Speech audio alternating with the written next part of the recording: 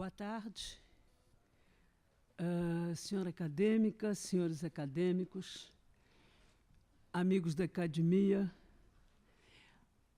academia que nos acompanham pela internet. Nós estamos dando prosseguimento hoje ao nosso seminário Ideias para Reconstruir o Brasil. Hoje eu tenho o especial prazer de receber aqui Maria Silvia Bastos Marques.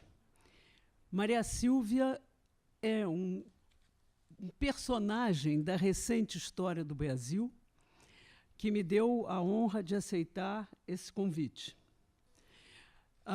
Maria Silvia é graduada em Administração Pública pela Fundação Getúlio Vargas do Rio de Janeiro, é mestre e doutora em Economia pela Escola de Pós-Graduação em Economia da FGV. Ela exerceu diversas posições, tanto no setor público quanto privado, tendo iniciado sua carreira na vida acadêmica como professora do Departamento de Economia da PUC Rio de Janeiro e pesquisadora do IBRE da FGV. Teve atuação também nas áreas públicas, municipal e federal, tendo sido secretária de Fazenda da cidade do Rio de Janeiro entre 1993 e 1996, e assumido diferentes cargos no Ministério da Fazenda e no BNDES entre 1990 e 1992, inclusive como diretora. Ela presidiu a Companhia Siderúrgica Nacional, de 1999 a 2002, na qual ela ingressou em 1996 como diretora, superintendente do Centro Corporativo. Foi membro dos conselhos de administração de diversas empresas, entre as quais a Vale, Souza Cruz, Petrobras, Anglo American, Grupo Pão de Açúcar, Light, Arcelor Brasil, Embratel Participações, Marsh McLennan Companies e etc. Presidiu a Icatu Seguros de 2007 a 2011. De 2011 a 2014, foi presidente da Empresa Olímpica Municipal. De 2014 a 2016, exerceu a função de assessora especial do prefeito do Rio de Janeiro para as Olimpíadas Rio 2016 e foi presidente do BNDES de 2016 a 2017. Ora, nós vamos tratar hoje dos fundamentos micro- e macroeconômicos do desenvolvimento sustentável. Maria Silvia é decididamente a pessoa ideal para nos falar desse assunto. Maria Silvia, muito obrigada por estar aqui conosco e eu te passo a palavra. Obrigada. Uma boa tarde a todos. Olha, é um prazer enorme atender esse convite da minha amiga Rosisca, ter a honra de tomar esse chá aqui com os nossos acadêmicos, nossos imortais. É um prazer enorme. Queria agradecer a presença de todos. Estamos vivendo momentos singulares no nosso país, né, que a gente fica sempre na dúvida se o copo está meio cheio, o copo está meio vazio. Então, o que eu pretendo fazer com vocês aqui hoje, e eu vou tentar ser, assim, não usar muito o linguajar de economia, mas eu acho importante que a gente mostre alguns dados econômicos para a gente entender a situação que o país está e a necessidade que existe de nós planejarmos e realizarmos mudanças estruturais para o país poder seguir em frente. Nós vivemos num país que não planeja, né? O Brasil é um país que não tem metas, não tem indicadores, despreza a meritocracia, despreza as métricas. Eu acho que a educação é um exemplo muito bom. Tem um dos grandes especialistas em educação no Brasil, para mim talvez o maior, o Ricardo Paes e Barros, né, Baixa, o nosso Ricardo PB. O PB é uma pessoa que trabalha muitos e muitos anos em educação e ele tem estudos e ele faz palestras, apresentações, onde ele mostra uma coisa muito simples, que é muito triste, que o Brasil, não é que o Brasil não olhe para as boas práticas internacionais, os chamados benchmarks, né? O Brasil não olha para as boas práticas de dentro do próprio Brasil. Quer dizer, nós temos tantos cases de sucesso em educação dentro do Brasil, e o nosso Ministério da Educação, em vez de focar nesses cases, em montar estruturas que auxiliem as escolas a copiar esses cases de sucesso, o que a gente faz no Brasil é o seguinte: a gente faz um plano de educação, aí em 3 anos a gente descobre que aquele plano de educação foi um grande fiasco. Aí o que a gente faz? Foi um fiasco, vamos pegar esse plano, vamos jogar no lixo e vamos fazer um outro plano novo, porque, afinal de contas, eu não posso ter tido um fracasso. Fracasso, ninguém gosta de ter fracasso no Brasil. Em qualquer país, se você tem um plano que não dá certo, principalmente na área mais importante que existe, que é a educação, você vai pegar esse plano, isso vai virar uma questão de Estado, o presidente, os ministros, a sociedade civil vão sentar, vão discutir, vão ver o que não deu errado, o que deu errado, vão pegar o plano, vão refazer o plano e implantar o plano. Então, no Brasil, a gente vive de plano em plano sem conseguir chegar a lugar nenhum. Eu acho que isso é uma coisa que me aflige muito, porque muitas dessas questões, que inclusive eu vou falar hoje, são questões que eu ouço há 20, 30 anos, e que eu achava que estariam resolvidas na minha geração. E eu já tenho muita dúvida se vão estar resolvidas na geração dos meus filhos, que são gêmeos, têm 21 anos. Então, se a gente, todo mundo fala, isso leva muito tempo, eu falo, é muito tempo e mais um dia, né? Porque é o de hoje que a gente ainda não começou. Então, nós precisamos andar para frente, mas eu acho que é muito importante saber onde a gente quer chegar. E é muito aflitivo, eu presidi o BNDES, como disse a Rosisca, e um dos pontos assim que eu e a minha equipe, que estivemos lá por 1 ano, nos detivemos com mais atenção, foi exatamente em colocar dentro das políticas do banco a avaliação, as métricas. Quer dizer, quando se faz um empréstimo com recursos públicos, quais os objetivos que se pretende com esse empréstimo? Quantos empregos a gente quer gerar? Qual o impacto ambiental que se pretende atingir? E, para isso, eu preciso definir antes quais são as métricas que eu vou avaliar depois. Então, nós criamos um departamento de avaliação e monitoramento. E para que isso? Para que o banco possa, daqui a 5, 10 anos, olhar para os empréstimos que fez e dizer, não, isso aqui funcionou, não, isso aqui foi muito ruim, essa experiência não serve, vamos aperfeiçoar aqui e ali. Então, isso, extrapolando para o país, é fundamental. Quer dizer, ano que vem, que é um ano de eleições, eu acho que a grande questão cidadã que nós temos no próximo ano é fazer com que os candidatos mostrem o seu programa de governo, tanto para o governo estadual quanto para o governo federal. Qual é o programa de governo? O que eles vão fazer? E a gente precisa cobrar isso dos nossos candidatos. A gente precisa ter essas métricas, precisa ter esses indicadores. Todos os países que deram certo têm. A Coreia não chegou lá na educação sem ter uma meta. A Alemanha não tem a indústria vencedora que tem, sem ter uma meta. A Alemanha sabe, no ano de 2040, quantos carros com combustível fóssil vai ter na economia, quantos elétricos, quando que vai parar de ter carro fabricado com combustível fóssil. Está tudo planejado. A gente aqui fica no stop and go, né? Começa, para, etc. Então, um pouco esse é o pano de fundo para uma discussão que eu vejo como muito importante e fundamental. Quer dizer, nós precisamos falar a verdade para a população, por que essas coisas precisam acontecer, e, mais do que isso, nós precisamos nos engajar para que essas coisas aconteçam, porque o que eu vejo muito também são as pessoas querendo encontrar um candidato, eu vou dizer, um herói ou um super-herói que vai chegar e vai resolver todos os nossos problemas. Esse super-herói não existe. A inflação só acabou no Brasil, e o Baixa sabe disso melhor do que todos nós aqui, quando a sociedade deu um basta, né? Quando ela não quis mais, quando ela entendeu que viver com preços estáveis é muito melhor do que viver com inflação galopante, porque a inflação é uma nuvem que encobre tudo. Encobre as ineficiências das empresas, os aumentos salariais. Eu me lembro que, na época do presidente Sarney, que é até um acadêmico, né? Mas, enfim, que ele anunciava como um grande feito que tinha passado os reajustes de trimestrais, os salários, para mensais. Não, isso era uma desgraça. Quer dizer, significava que, na verdade, os salários não valiam mais nada. Você tinha que reajustar todo mês, porque a inflação era tão galopante que você chegava no final do mês e não tinha mais salário, né? Faltava salário no fim do mês.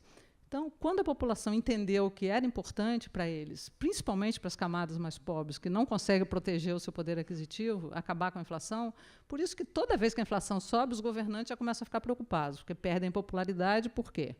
A população começa a comprar menos, que o poder aquisitivo dos salários cai. Então, isso foi uma conquista da sociedade.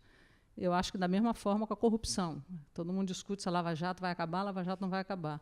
Eu sou super positiva nisso, porque eu acho que a população não vai deixar que isso aconteça. Isso é uma conquista nossa. A gente quer viver num país que não tenha corrupção, ou pelo menos que tenha uma corrupção que seja comparável do resto do mundo, né? E que quem que seja pego fazendo corrupção vá preso. Foram feitas pesquisas recentes no Brasil que mostraram que hoje a preocupação número 1 do cidadão é a corrupção. Isso é uma coisa inédita. Sempre foi a saúde, segurança, educação. Hoje, a preocupação número 1 do cidadão brasileiro é a corrupção. Bom, eu já nem mostrei slide, já estou falando para caramba aqui. Esse primeiro slide, ele é muito importante, que é para a gente entender o tamanho da destruição que nós vivemos nos últimos anos. Então, ao final de 2016, o Brasil voltou a 2008 no nosso PIB per capita, quer dizer, cada pessoa, se nós dividimos o produto do país por pessoa, nós hoje temos o mesmo nível de riqueza que tínhamos em 2008. Nós voltamos a 2009 no nível da indústria e no patamar de investimento, a 2010 no próprio PIB, a 2011 no nível de serviços e no consumo das famílias, e a 2013 no nível da agricultura. Quer dizer, mesmo a agricultura, que o ano passado tivemos uma super safra, que tem uma produtividade totalmente diferenciada na economia, nós retrocedemos muito. Quer dizer, isso é o tamanho da destruição que aconteceu nesse país. Tem um número que é muito interessante que eu queria dar também, que é o seguinte: se argumenta muito, né, a crise de 2008, a crise de 2009, o mundo não estava crescendo, então isso não é só o Brasil. Isso não é verdade. Isso é uma coisa também que precisa ficar muito clara. Essa crise que nós vivemos, ela foi fabricada por nós, ela foi fabricada no Brasil. E os números não costumam mentir, né, a não ser quando são manipulados. Mas esses aqui são números oficiais. Então, nas últimas 2 décadas, para não falar dos últimos 10 anos apenas, nas últimas 2 décadas, o PIB do Brasil, o PIB é o Produto Interno Bruto, é tudo que se produz dentro de um país, né? Nas últimas 2 décadas, o PIB brasileiro cresceu 2,2% por ano. Isso é uma média, né? A gente pegou um período de 20 anos e viu que, em média, cresceu 2,2% ao ano. Isso deu um crescimento acumulado nesse período de 55%. O resto do mundo, quer dizer, tirando o Brasil, todo o resto do mundo cresceu 77% no mesmo período, comparado com os nossos 55%. Ou seja, o Brasil, relativamente ao resto do mundo, ficou mais pobre. Então, isto é um fato, não tem jeito. Nesse mesmo período, isso é uma coisa assustadora, os gastos do governo federal, os gastos em termos reais do governo federal, eles cresceram 5,4% ao ano. Então, o PIB cresceu a 2,2%. Os gastos do governo cresceram 2 vezes mais do que cresceu o produto do país, tendo um crescimento acumulado nessas 2 décadas de 180%. E isso, se fosse gasto em investimento, mas não, cresceu principalmente nas despesas correntes. Então, essa questão que hoje se discute da reforma da Previdência, tem vindo muito à tona a discussão dos privilégios do servidor público vis-à-vis do empregado do setor privado, eu acho que essa discussão ela é crucial, porque, assim como nas nossas casas, né, que a gente ganha X e a gente ou gasta X, ou vai se endividar, ou vai falir, né, não vai conseguir pagar suas contas, assim o país da mesma forma. Nós hoje temos despesas que não cabem dentro do país e temos um Estado que não cabe dentro do país. E, pior do que isso, temos um Estado que não atende de forma adequada à população. Então, a discussão do tamanho do Estado e, principalmente, da eficiência do Estado, porque não é uma coisa que a gente quer ter um Estado pequeno, não, a gente quer ter um Estado eficiente. O tamanho que ele vai ser, vamos descobrir qual é, mas nós precisamos de um Estado eficiente.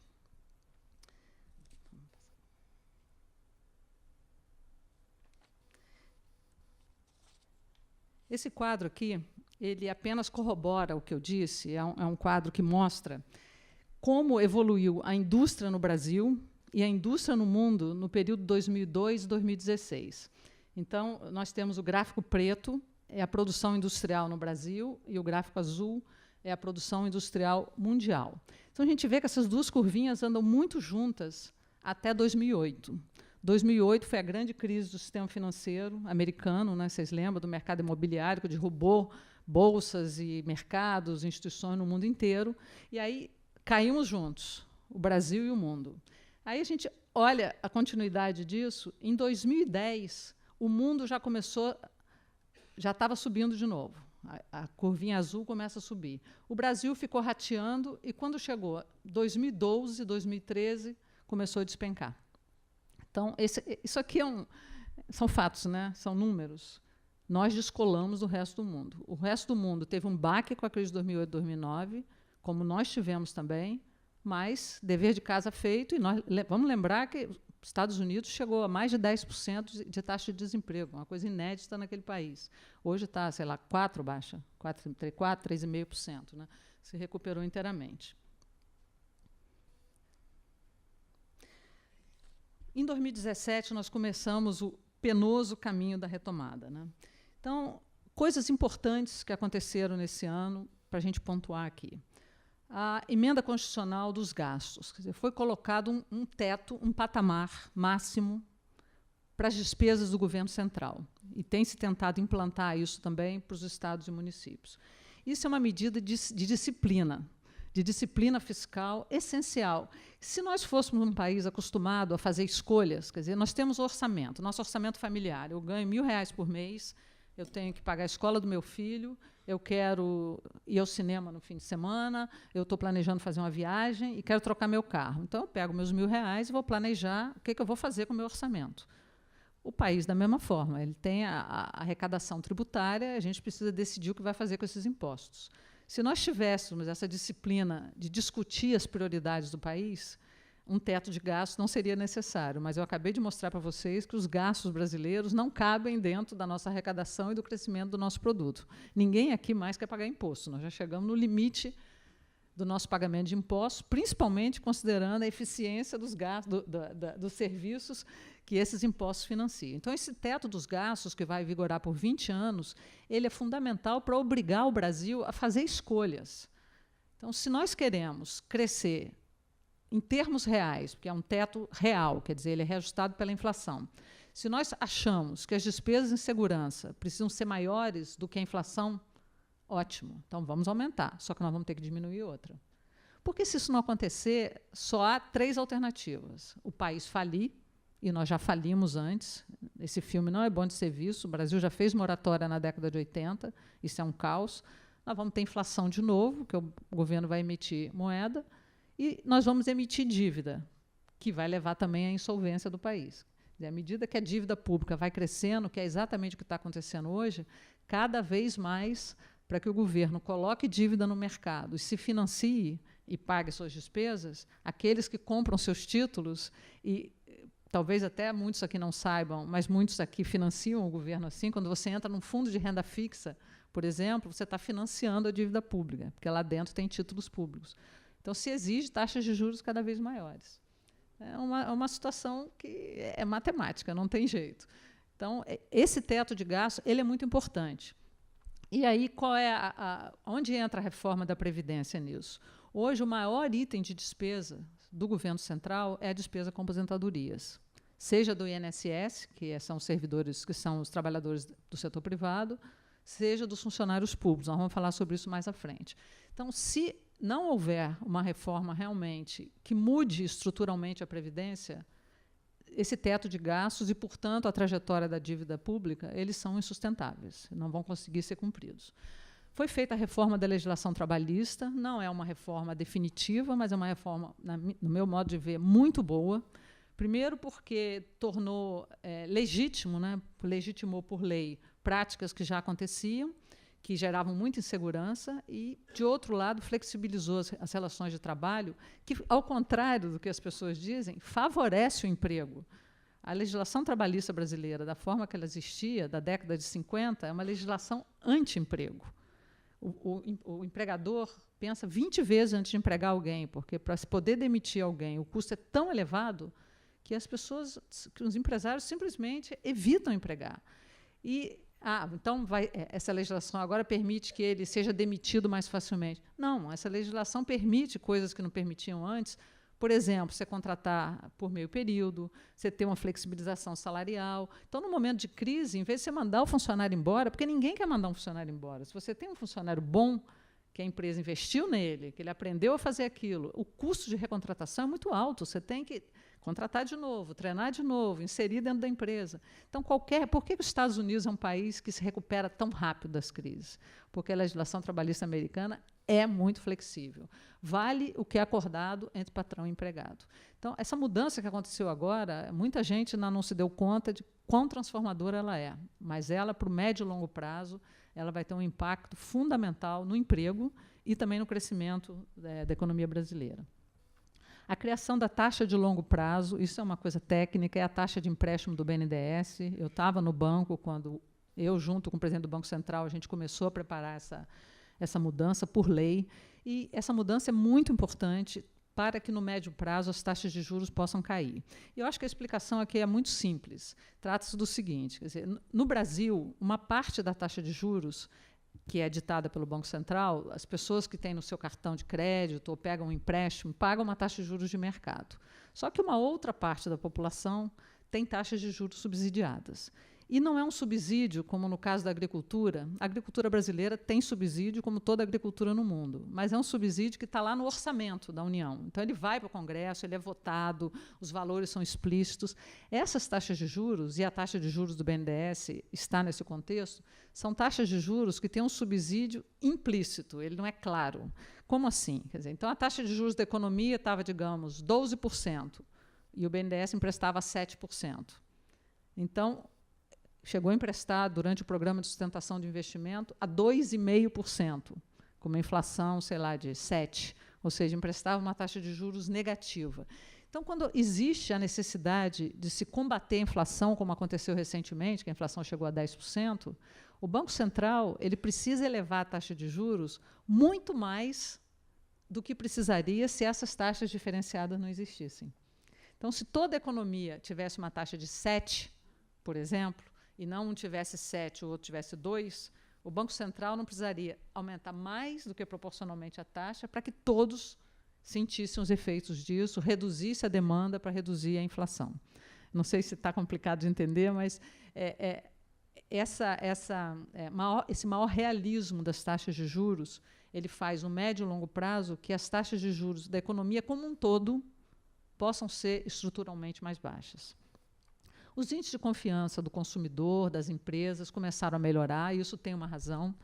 Tanto as famílias quanto as empresas ficaram muito endividadas nos últimos anos, o crédito aumentou enormemente, houve muita inadimplência, houve muita concentração bancária. Hoje nós temos muito menos bancos que tínhamos antes, então o crédito se tornou mais difícil, os bancos se retraíram por causa da inadimplência, e a crise, a recessão, aumentou esse nível de desconfiança. Isso começa a melhorar. A super safra de 2017 é uma bênção que não caiu do céu, não é por acaso. Claro que o clima sempre ajuda, mas tem uma longa história aí que eu vou falar um pouco brevemente à frente, de inovação, de políticas de médio e longo prazo que continuam sendo feitas, entra governo e sai governo. Nós temos muita coisa no Brasil que dá certo, né? E essas coisas não são olhadas para serem replicadas. Por exemplo, nós temos aqui no Rio duas instituições que são públicas e que são exemplares. O INPA, Instituto de Matemática, e o Hospital Sara, que é do SUS. Se alguém aqui já foi ao Hospital Sara, sabe o que eu estou falando. É um hospital que podia estar na Suíça, na Inglaterra, na Alemanha, em qualquer lugar. Por que ninguém olha aquele case e procura fazer outros iguais? Eu realmente não entendo isso. Mas temos hoje uma inflação baixa e estável, que permitiu uma redução acentuada da taxa de juros. A expectativa é que, no final do ano, nós vamos ter 7% de taxa de juros e que isso vai permanecer assim. A atividade econômica começou a se recuperar. O investimento, essa é a má notícia, é muito baixo ainda, mas isso também é natural. Por quê? Porque as empresas, a maioria das empresas tem hoje ainda uma capacidade ociosa muito grande e o desemprego ainda está muito alto. Quer dizer, falta demanda e sobra capacidade ociosa. E nós temos uma boa notícia, que as nossas contas externas, ao contrário lá da década de 80, que nós tivemos moratória, inclusive, tínhamos problemas de dívida externa, nossas contas externas estão muito bem organizadas. E o cenário macroeconômico externo é muito bom. Quer dizer, o Brasil hoje tem uma janela de oportunidade, como a gente fala, para fazer o dever de casa interno num cenário internacional bom. E esses momentos, eles assim, acontecem e acabam. Então, nós precisamos entender que a gente tem aí, não sei, nem se são 2, 3 anos, depois vocês perguntam para o acadêmico Baixa, que vai saber melhor do que eu, mas hoje nós temos essa janela de oportunidade de fazer o nosso ajuste tendo um cenário externo favorável. O que a gente precisa, né, para ter o país que a gente quer? Então, nós precisamos, para o Brasil, que eu chamo do século XXI, fazer essas reformas estruturais, que já estão até desgastadas de tanto que a gente fala, e, pelo amor de Deus, só reforma tributária eu conheço pelo menos uns 5 planos diferentes. O Brasil sobra plano e falta fazer, né? Tem plano para tudo. Então, a reforma da Previdência, eu vou mostrar uns gráficos de Previdência, eu vou falar mais sobre isso, ela não é importante para o governo, ela é importante para o país, porque senão nós vamos chegar à situação da Grécia e de Portugal, que tiveram que cortar as aposentadorias, porque não tinha dinheiro para pagar. Tão simples quanto isso. Em Portugal, as aposentadorias foram cortadas à metade. E na Grécia, não sei se foi a metade ou mais do que isso, porque acabou o dinheiro. Então, a gente não pode chegar nessa situação. Aliás, aqui no estado do Rio, nós já estamos nessa situação, né? Precisamos ter políticas de estímulo à competição. E, para isso, temos que fazer uma série das chamadas reformas micro. Reforma micro, gente, é o dia a dia mesmo. É essa coisa que impede as pessoas de empreenderem, de abrirem empresas. Então, por exemplo, o registro de uma patente no Brasil leva 11 anos. Qual é a inovação que resiste a 11 anos? Eu não conheço nenhuma. Hoje a inovação deve durar 1 ano no máximo. Leva 11 anos para registrar uma patente. Para qualquer empresa, seja ela pequena, seja grande, o tempo que você gasta para ficar compliance, eu falo que ficar compliance no Brasil, que é assim, tá dentro de todas as regras, é uma tarefa quase impossível, porque é tanta burocracia. Então, tem muita coisa para se melhorar no ambiente de negócios. E isso está sendo tratado no Ministério da Fazenda, é o João Manuel Pinho, economista, que está lá numa secretaria específica de reformas micro, e nós, quando eu estava no BNDES, a gente trabalhava juntos, tem uma agenda importante dessa limpeza de meio de campo para favorecer o empreendedorismo, a inovação. Bom, abertura da economia. O Brasil é um país extremamente fechado. Importamos pouco, exportamos pouco. Isso é muito ruim. Já adiantando, ruim por quê? Não é ruim porque é ruim, é um juízo de valor. É ruim porque as empresas não se expõem à competição. É ruim porque elas não precisam fabricar um produto bom, porque não tem alternativa. Então, a agricultura, esse é um dos diferenciais da agricultura, ela compete no mundo inteiro. Então, se o nosso produto tem algum problema, ele vai embora, outros vão comprar de outro país. Nós vimos aí recentemente, nós tivemos aí grandes questões, né? A carne, é isso, aquilo, o avião, a Embraer brigando com os outros países. Então, nós precisamos abrir a nossa economia, isso é muito importante. A corrente de comércio, você está inserido no mundo. E inovação. Inovação é fundamental. A aproximação da escola, da universidade com as empresas, que é um celeiro de ideias, né, de pesquisa aplicada. Ter regras claras e estáveis. A gente não pode ter um país que as regras mudam o tempo inteiro. Isso é uma coisa que gera uma incerteza enorme para o investidor. Quando você vai falar investimentos em infraestrutura tem retorno em 20, 30 anos. Investir num porto, numa ferrovia, numa estrada, num aeroporto, são investimentos de retorno muito longo. Como é que eu vou fazer um investimento desse se daí a 3 anos o governo resolve mudar tudo? Não, olha, aquilo que você ganhou lá no leilão não vale mais não. Agora a gente vai mudar a regra, e a regra... Nós assistimos isso no setor elétrico. A mudança de regras do setor elétrico. Quebrou o setor elétrico. E hoje nós estamos pagando as tarifas muito mais elevadas para consertar o tamanho do estrago que foi feito. Então, ter regras claras e estáveis. É melhor ter uma regra ruim, estável, do que ter regras que mudam o tempo inteiro. Certamente é, porque é um dado da questão, ele é conhecido. O governo existe para regular e fiscalizar a atividade econômica e prestar serviços públicos. Então, nós precisamos ter agências reguladoras fortes, que não temos mais, que funcionem, e órgãos de controle. Os órgãos de controle são fundamentais em qualquer estrutura. Parcerias entre os setores público e privado, nós não vamos sair dessa situação com investimento público, não há condições em nenhum nível de governo. Nós precisamos da parceria com o setor privado e, por isso, precisamos ter essas regras claras, as agências reguladoras, para termos um bom ambiente de negócios. Então, eu resumo nesse item 7, nós queremos ter sustentabilidade de forma ampla, né? De crescimento, sustentabilidade ambiental, ter eficiência e ter competitividade. Então, a nossa agenda para o desenvolvimento são as reformas macro e micro, que passam por infraestrutura, por gestão. Gestão é uma coisa fundamental. ambiente de negócios, resumindo, por maior produtividade. Eu não quero que vocês leiam esse quadro. Esse quadro só é muito importante para, visualmente, nós entendermos onde estamos nas nossas contas públicas. Gente, esse gráfico começa em 1991 e termina em 2016. Essas barrinhas verdes, elas mostram o seguinte: são as receitas menos as despesas do governo federal, sem pagamento de juros. Então, é só quanto o governo arrecada menos o que ele paga. Tá? Paga de salários, de despesas correntes, despesas de investimento, etc. Mas não tem pagamento de juros. Então, nós vemos aqui na década de 90, que é a exceção do ano de 97, que teve um déficit, né, o vermelhinho é que nós tivemos mais despesas do que receitas, durante 2 décadas, e isso foi uma tarefa hercúlea do país, nós conseguimos gastar menos do que nós arrecadamos, sem considerar os juros da dívida. E isso vindo da década de 80, que foi conhecida como a década perdida, que nós tivemos vários planos econômicos, hiperinflação, moratória da dívida externa, quer dizer, foi um ano, uma década terrível, mas conseguimos implantar o conceito de responsabilidade fiscal. E conseguimos, da mesma forma, jogar no lixo tudo aquilo que nós fizemos. Então, a gente vê aqui descendo ladeira abaixo, a partir de 2011, 2012, e olha aqui os déficits acumulados a partir de 2014, nós conseguimos sair de superávit de 2,5% do PIB para déficit de 2,5% do PIB, ou seja, um buraco de 5% do PIB. É assombroso isso, gente. Pelas projeções, se as reformas forem feitas, se tudo acontecer bem, no bom cenário, em 2020, talvez a gente tenha de novo equilíbrio nas contas públicas. Então, é muito complicado. E esse cenário aqui é o governo federal.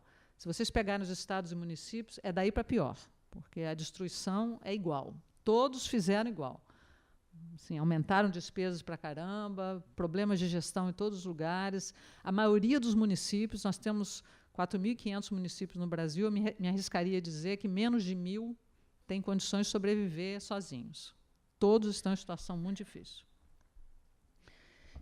Esses quadros aqui, e depois eu vou deixar à disposição aqui, até você já tem a apresentação, quem quiser ver com calma. Eu queria falar um pouco sobre previdência, porque eu acho que é um assunto extremamente importante, e tem muita coisa sendo falada, mas algumas coisas, alguns dados e algumas informações já são cruciais. O primeiro é que o Brasil, se não for o único, é um dos poucos países no mundo que ainda tem aposentadoria por tempo de contribuição, sem ter uma idade mínima.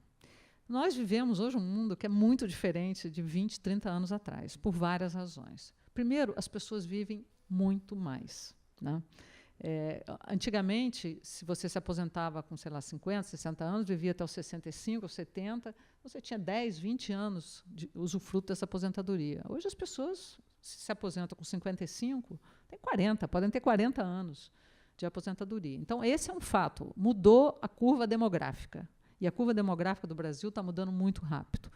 A outra coisa que mudou é que caiu a taxa de natalidade. As pessoas têm muito menos filhos e caiu muito rapidamente. Então, o sistema de previdência ele sempre foi baseado em que as pessoas, os trabalhadores ativos, trabalham e financiam os trabalhadores inativos. Só que cada vez menos a gente vai ter trabalhadores ativos. Então, houve mudanças estruturais importantes na base desse sistema e ele precisa ser revisto. Esse é um fato. O outro fato, e aqui nesse quadro, é pena que eu não tenho um pointer para mostrar, mas naquele quadrinho lá de cima, eu mostro o déficit do INSS. Quando a gente fala em previdência, muitas vezes vocês veem aí nos jornais, nos lugares, o déficit da previdência foi 100. Quando a gente fala em previdência, nós estamos falando de duas coisas. Estamos falando do INSS, que é a previdência do setor privado, e estamos falando dos servidores públicos federais, que incluem os civis e militares. A soma dessas duas coisas, do INSS e dos servidores públicos, civis e militares federais, é que é chamado previdência. Tá? Então, esse primeiro quadro ele é o déficit do INSS. O déficit do INSS, no ano de 2016, ele foi de 150 bilhões de reais, tá? Que dá 2,4% do PIB. Então, no ano passado, o déficit da Previdência, quer dizer, quanto que o Tesouro Nacional, que é o dinheiro dos nossos impostos, quanto que nós, sociedade brasileira, tivemos que colocar no sistema de previdência para fechar as contas no final do ano, do INSS, que é do setor privado. Por outro lado, nós temos aqui embaixo, à direita embaixo, o déficit dos servidores públicos federais, que o ano passado foi 1,4% do PIB. 2,4% no caso do INSS e 1,4% no caso dos servidores públicos federais. E agora, um número importante. O sistema do INSS tem 30 milhões de beneficiários. Os servidores públicos civis e militares federais têm 1 milhão de beneficiários. Então, é um sistema de previdência que ele é totalmente regressivo, quer dizer, ele beneficia mais as pessoas que têm maior renda do que as que têm menos. Então, no ano passado, nós, sociedade brasileira, colocamos do dinheiro dos nossos impostos 80 bilhões de reais para fechar a conta do pagamento de aposentadoria dos servidores públicos federais. Essa é a realidade. Qual o outro problema? No INSS, você tem um teto de aposentadoria. No máximo, são 5 salários mínimos, e raramente as pessoas chegam nesse teto. Se você quer ganhar mais do que isso, você faz uma aposentadoria complementar. No setor público, não. No setor público, até a emenda constitucional de 2003, os servidores tinham direito a se aposentar pelo mesmo valor do último salário e, além disso, durante a sua vida de aposentado, ele tem garantida a paridade do seu salário com o servidor da ativa. Então, é um sistema totalmente desigual, e o que está se querendo agora é reduzir essa desigualdade, quer dizer, que nós tenhamos um sistema previdenciário que tenha as mesmas regras para todo mundo, porque nós não podemos ter países que pessoas têm direitos diferenciados, sem nenhuma razão. Então, o correto é termos um teto, que todos estão sujeitos a esse teto, e qualquer um que queira se aposentar com mais, faz a sua previdência complementar, que é o que complementa esse sistema da previdência, que é a previdência complementar. Então, assim, acho que em palavras tentando ser muito simples, eu acho que é esse o pano de fundo que a gente tem para a reforma da Previdência. E um dado que eu queria colocar também, que é bastante impactante, na lei orçamentária do governo federal, que já foi para o Congresso, a previsão é que, em 2018, as despesas com o INSS e com os regimes dos servidores federais, civis e militares, as despesas vão chegar a 750 bilhões de reais. Esse é o valor previsto das despesas para o próximo ano. Para vocês terem uma ideia, esse sistema previdenciário, INSS mais servidores, vai custar 7,5 vezes as despesas da saúde e 8,5 vezes as despesas da educação. Quer dizer, prevê-se gastar mais em aposentadoria do que em saúde e educação, mas não é pouco, é 7,5, 8,5 vezes. Então, essas são as discussões que nós temos que colocar. Quer dizer, é o Brasil que a gente quer, é isso que precisa, é isso que a gente quer viver. Então, tudo bem, nós não vamos ter serviços públicos, não vamos ter, porque serviço público você tem que pagar as pessoas que estão na ativa. Então, qual é a equação que nós vamos chegar? Porque o tamanho do nó é muito grande. E problema, quanto mais a gente adia, ele só costuma crescer, né? Ele não costuma diminuir sozinho. Então, eu vou mostrar 2 quadros agora. Como é que está a hora? Tem tempo? A linguajar, tá bom? Queria dar uma pincelada agora, eu falei do macro, vou falar do micro um pouco. Esses dados aqui acabaram de sair, é uma publicação de 2 universidades, a Universidade de Cornell e da Universidade de INSEAD, chama Global Innovation Index. Eu usei 2 publicações, a que saiu esse ano e a do ano passado, e elas se referem a dados de 2015 e 2014, que são sempre 2 anos de defasagem. Isso aqui é para mostrar um pouco para vocês como nós estamos comparados ao resto do mundo nessa coisa do ambiente de negócios que eu tinha falado. Então, são 128 países, que tem essa amostra. Então, começando aqui, estabilidade política. O azulzinho é o ano de 2014, está como 2016, mas leiam como 2014, porque é com 2 anos de defasagem. É o ano de 2014 e o vermelhinho é o ano de 2015. Então, como era de esperar, nós pioramos na estabilidade política. Nós estávamos na posição 68 em 128 países, fomos para 80. Quanto maior o número, pior a nossa classificação, porque como são 128, quanto maior o número, mais na rabeira a gente está, né? Para facilidade de abrir negócios, é chocante. Nós estamos na posição 123. de 128 países. Mas agora eu faço questão de ler para vocês quais os países estão depois da gente. É para deixar deprimido. Bósnia e Herzegovina, Etiópia, Bolívia, Camboja e Venezuela. Eu acho que, sinceramente, a gente merecia a companhia melhor, mas... Segurança jurídica. Segurança jurídica é crucial para se fazer negócio, né? Nós também pioramos de 64 para a posição 71. Facilidade de obter crédito. Nós pioramos de 81 para 84. Facilidade de pagar impostos. Nós estamos na posição 124. E aí não é carga tributária, não. É exatamente aquilo que eu falei. É a dificuldade do sistema tributário. Quer dizer, o sistema que é chamado simples é um dos sistemas mais complexos que existe. A legislação do ICMS ela muda toda semana. Nós somos 27 países, 27 estados, cada estado tem uma legislação diferente e elas mudam o tempo inteiro. É um negócio enlouquecedor. A qualidade do marco regulatório, nós estamos no 85, que é fundamental para dar segurança a esse investidor de longo prazo que quer investir em infraestrutura. O desempenho da logística, que, para minha surpresa, melhorou. Aqui mede não só a qualidade física da logística, como mede também a prestação de serviço. A tarifa média de importação, vocês veem o que eu falei, um país fechado, nós estamos na posição 108 de maiores tarifas de importação. E, continuando aqui nesse outro gráfico, o acesso às tecnologias, que aí esse indicador mede acesso a telefone celular, internet banda larga, quantas pessoas têm computador no país. É uma medida, é uma métrica que mistura vários indicadores. Nós estamos mais ou menos no meio da amostra, 66. Concessão de marcas registradas, é um índice de inovação. Nós caímos da posição 90 para 81, melhoramos um pouco, mas ainda muito mal na fita. Colaboração pesquisa-universidade. Nós estamos na posição 84. Gente, isso é muito ruim. É muito ruim. Eu acho que essa talvez seja uma das coisas mais assim aflitivas que a gente vê no país. Quer dizer, os grandes projetos, por exemplo, a Embraer surgiu junto com São José dos Campos, tem lá uma coisa técnica. A Embrapa surgiu junto com as universidades, elas se beneficiam desse pensar constante em conjunto.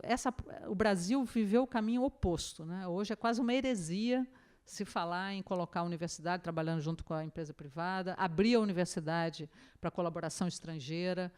Isso tudo é muito enriquecedor. Quer dizer, você só gera ideias, vocês estão aqui os acadêmicos todos juntos. Eu tenho certeza que das suas conversas muitas ideias interessantes saem.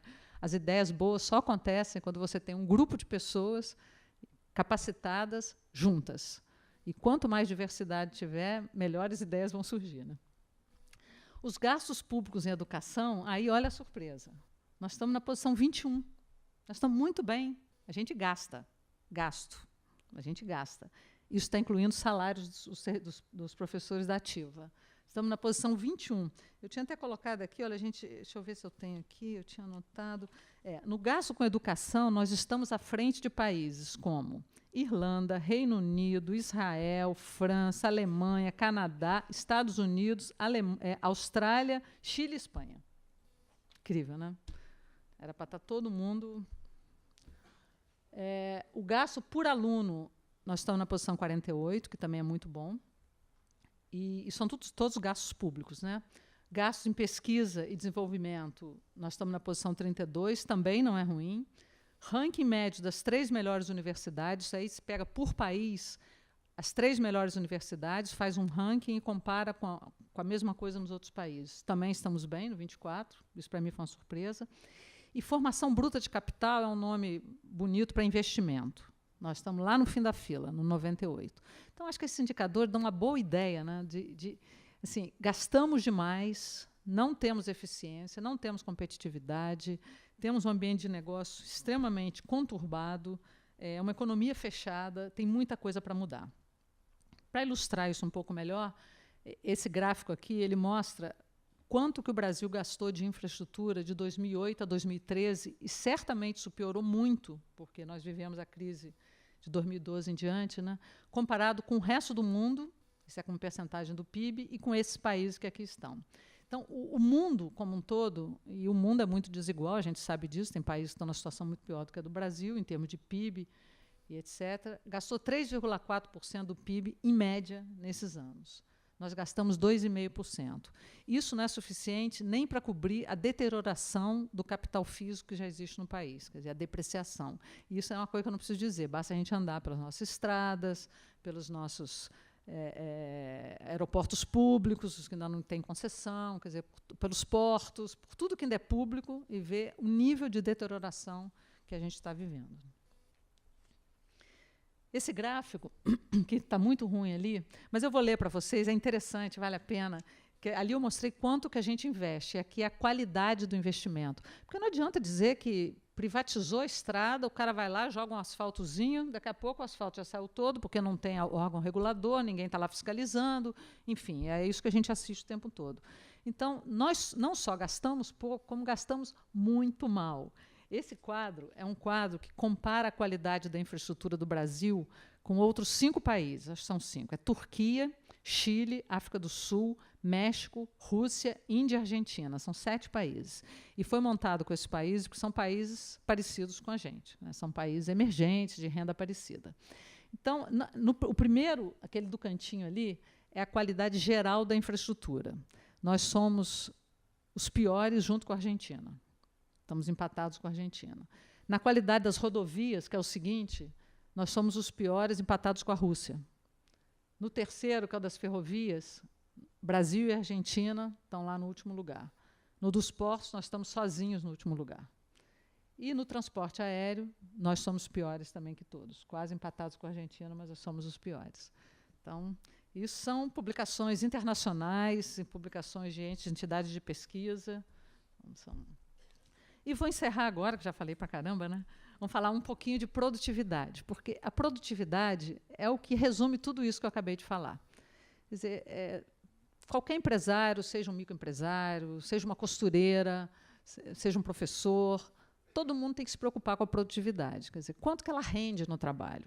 Não adianta você ter um PhD fazendo uma função se ele não tem um computador, se ele não tem sei lá, as condições básicas. Nós vimos, por exemplo, cientistas brasileiros espetaculares saindo do Brasil porque não tem condição de continuar fazendo pesquisa.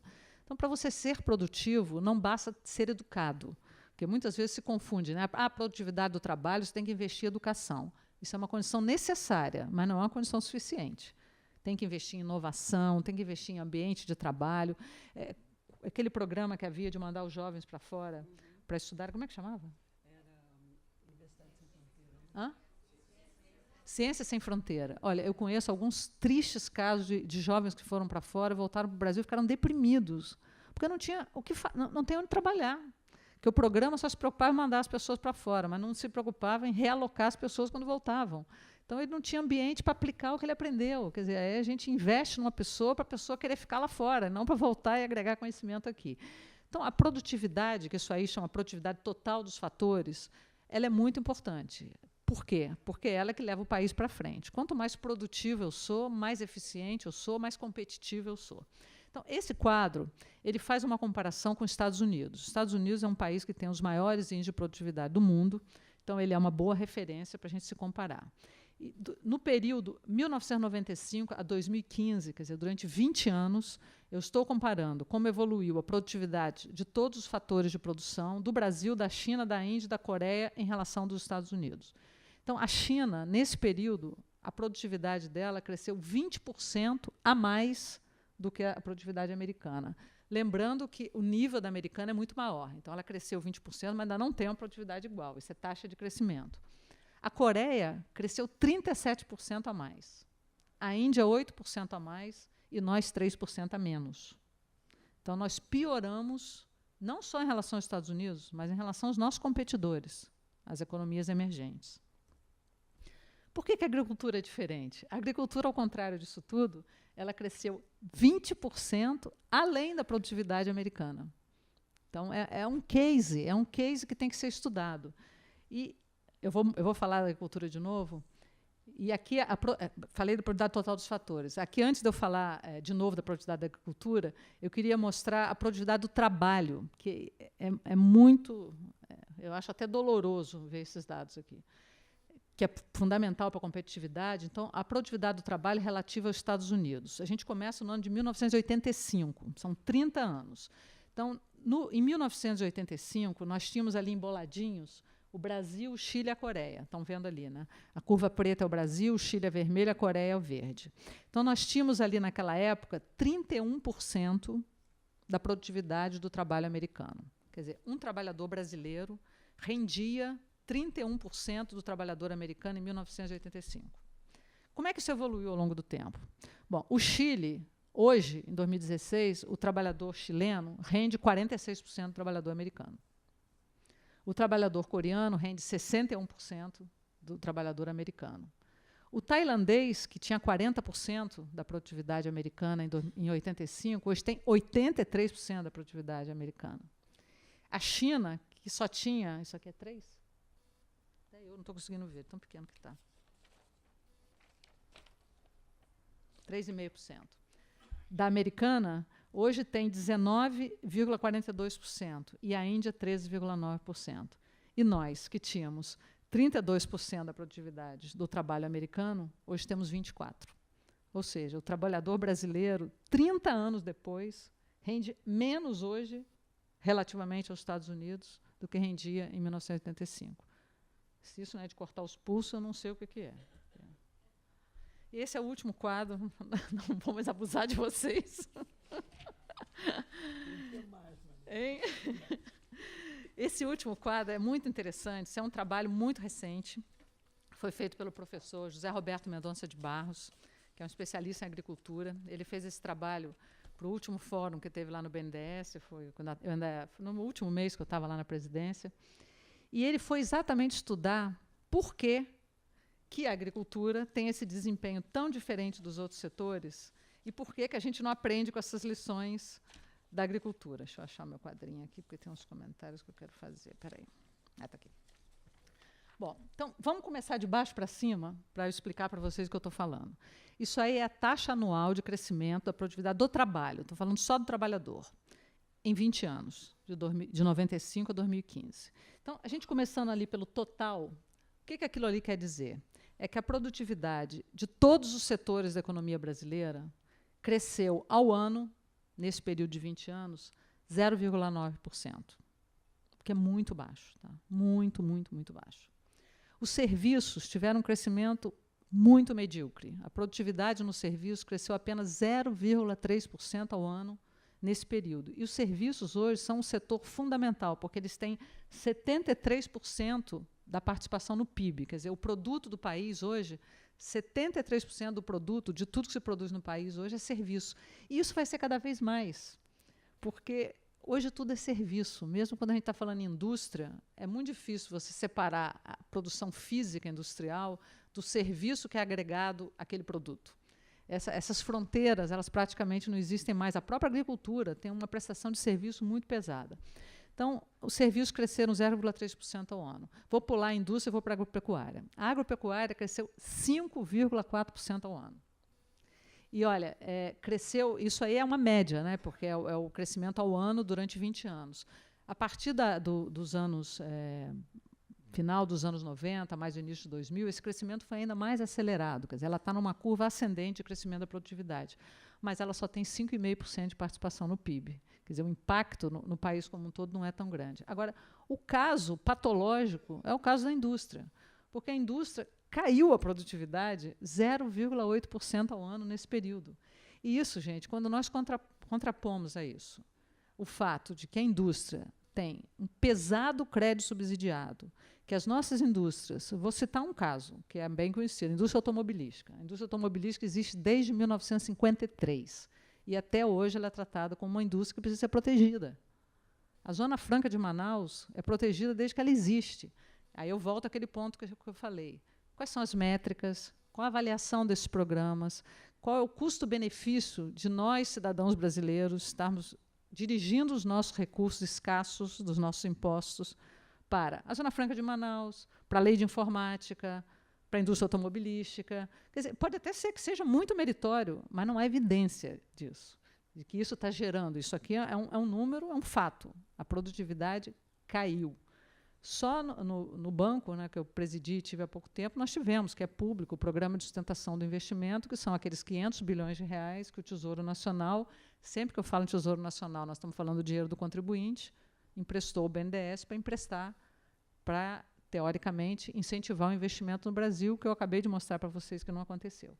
Então, acho que isso aqui resume de uma forma muito clara e muito evidente o tamanho do desafio que nós temos e as escolhas que a gente tem que fazer. Nós vamos ter que fazer essas escolhas. E quanto mais a gente entender o que está em jogo, acho que melhor a gente vai estar para poder fazer a escolha certa. Obrigada, Rosisca.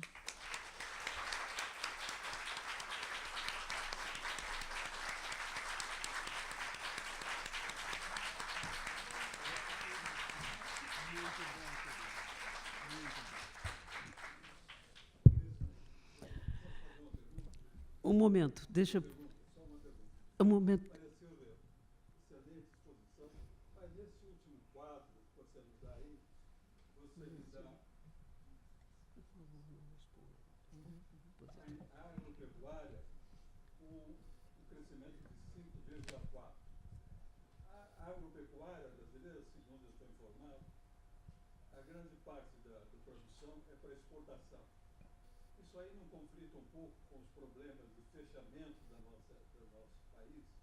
Se a agropecuária cresceu muito porque está exportando muito e está exportando através de empresas estrangeiras que têm seus mercados organizados, a indústria, será que não caiu um pouco? Será que não aumentou porque o poder aquisitivo do consumidor diminui muito? O poder aquisitivo diminui na medida em que o financeiro ganha muito. Nós sabemos hoje que os bancos estão ganhando aí o que querem, o financeiro é hoje o grande sistema que cresce no Brasil, não é verdade? Eu vou dizer que você responderá ela depois, tá? Privadamente, mas que agora acabou o tempo. E a agricultura. O agro é tudo. Acadêmico Cícero Sandoni, eu peço desculpas, mas nós chegamos realmente no nosso limite de tempo. Maria Silvia se propõe a lhe responder, terminada essa sessão. Eu queria, Maria Silvia, agradecer muito a você pela excelente conferência que você fez aqui hoje. Maria Silvia deu uma verdadeira aula aqui sobre a situação do Brasil, exatamente aquilo que ela havia proposto fazer, ou seja, os macro e micro fundamentos do desenvolvimento sustentável. O que eu acho formidável é que você conseguiu, por um lado, nos dar a realidade, a força da realidade, por pior que ela seja. A realidade é dura, é uma realidade realmente muito dura. Mas, por outro lado, você deu tudo isso com tanta clareza, com tanta, digamos assim, com tanto conhecimento, com tanta sabedoria mesmo, eu diria, que eu fico com o sentimento que nós temos um grande triunfo em mãos, é que nós temos um grande conhecimento econômico construído no Brasil. Não é? Quer dizer, nós temos diagnósticos que são da gravidade do problema, mas temos, por outro lado, também a firmeza no tratamento dessas questões. Nós sabemos o que fazer. Nós precisamos apenas que isso seja feito. Não é? Então, as palavras-chave, avaliação e métrica, eficiência e competitividade, são questões que